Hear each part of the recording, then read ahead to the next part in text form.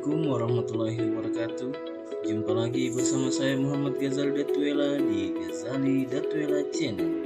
Apa kabar kalian sobat-sobat ops sekalian? Semoga kalian sehat selalu dan tetap dalam lindungan Tuhan Yang Maha Esa. Baik, sebelum saya lanjut, jangan lupa like, komen, dan subscribe channel saya. Semoga informasi yang saya sampaikan bermanfaat untuk kalian semua. Ya baik, di sini saya akan share sedikit tentang bagaimana atau langkah-langkah apa yang dilakukan setelah kita selesai menginstal aplikasi Dapodik versi 2022. Ya, di sini saya buka aplikasi Dapodik, kemudian masuk, kemudian klik. Ya, di sini adalah tampilan dari aplikasi Dapodik versi 2022. Ya, di sini sudah masih kosong kepala sekolah. Nah, di sini belum menerima BOS dan tidak, dan mengisi survei PTM. Ya, langkah-langkah selanjutnya yaitu kita cek dulu di validasi. Nah, di sini akan muncul apa saja yang invalid dari data Dapodik kita ya.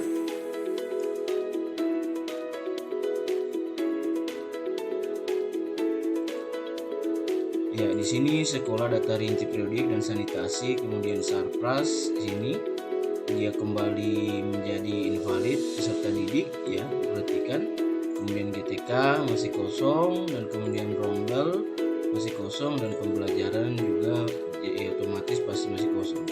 Ya, langkah-langkah apa selanjutnya? Kita masuk dulu di Sarpras, dan kemudian kita pilih tanah dan bangunan, dan kemudian kita klik tanah, dan di sini kita pakai menu aksi, dan kemudian salin data periodik.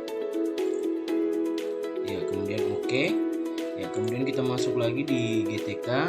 Di sini kita pilih guru, dan kita pilih salin penugasan. Karena jika kita tidak pilih, nanti pada saat pemilihan rombelnya, nanti nama guru tersebut akan kosong. Ya, kita pilih dulu guru, kemudian salin penugasan, dan kemudian ya.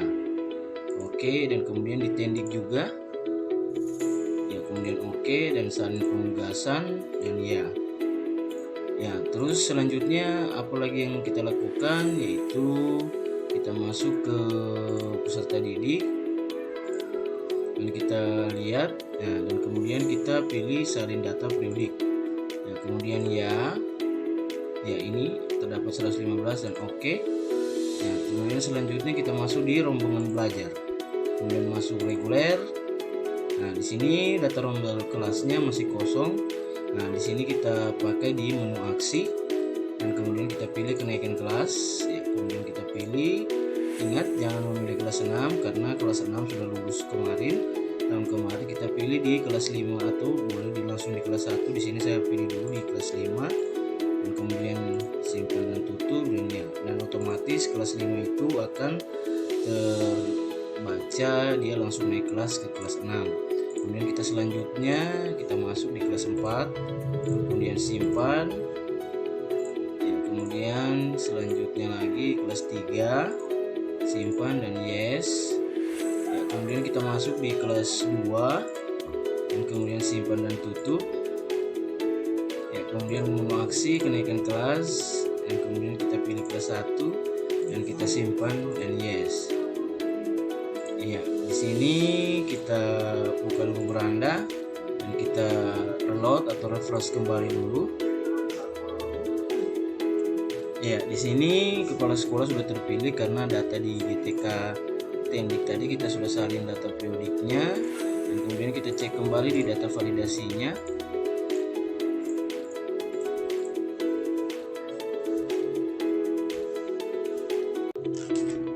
Ya, selanjutnya kita pilih di referensi kembali, dan kita lihat berapa yang peserta didik yang invalid.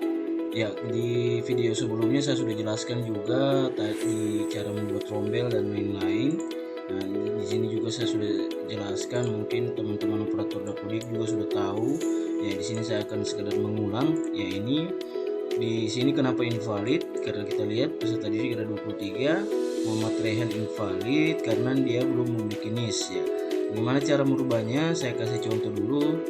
Kita kita cari di peserta didik dan kita masuk dan kita ketik, kita cari nama Muhammad Rehan ya di sini ya, kemudian kita pilih dan kemudian kita masuk di menu registrasi ya. Kemudian di sini ada kolom nomor induk PD dan NIS ya, kita masukkan di sini. Saya akan contohkan dulu dan kemudian simpan dan tutup ya. Kemudian kita cek kembali di validasi ya, kita refresh ya, Muhammad Rehan tadi, dan di sini juga sudah berkurang ya teman-teman ya. Kemudian di sini kita bisa lihat di Sarpras ini ada invalid juga, data periodik alat, jam dinding dan sebagainya. Nah, di sini saya akan contohkan data periodiknya, bagaimana cara merubahnya ya. Kita pilih di alat, yaitu jenis sarana jam dinding di kelas 3 ya. Kita masuk di Sarpras dulu dan kemudian kita pilih alat dan kita masuk di kelas 3. Kita cari kelas 3, bangunan kelas 3. Nah, ini ya, kemudian kita klik ini. Nah, di sini.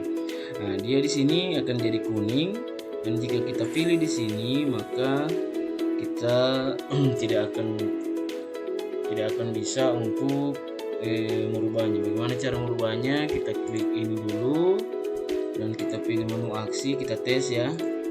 Nah, di sini tidak bisa karena dia arahkan kita untuk menyimpan atau merubah data ini ya. Kita klik dan kemudian kita ubah. Nah, di sini alat peraga ruang kelas 3 dan kemudian kita simpan.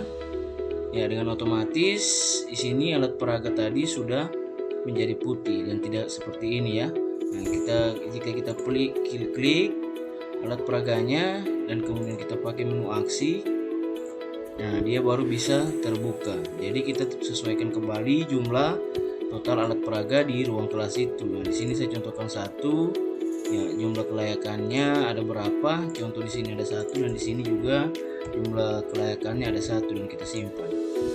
Ya, kita lihat kembali di menu validasi alat jenis peraga tadi sudah hilang teman-teman. Ya, tidak hilang dengan sendirinya. Di sini ada di ruang kelas 3 ada tempat cuci tangan. Ya, kita masuk lagi di Sarpras.